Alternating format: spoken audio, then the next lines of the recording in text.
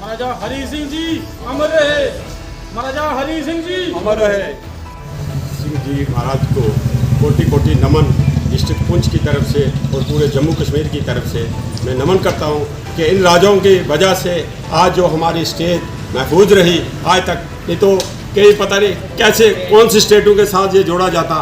तो कुछ वेरोक्रेट लोग ऐसे बैठे थे कि महाराज जी की बातों पर भी चैलेंज कर रहे थे और लॉ एंड ऑर्डर मेंटेन नहीं कर रहे थे।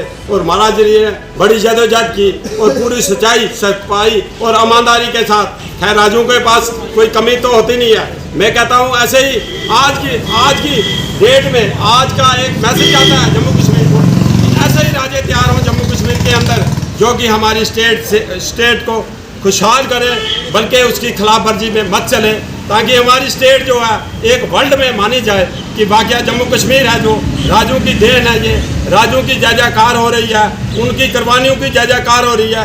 तो ऐसा होना चाहिए।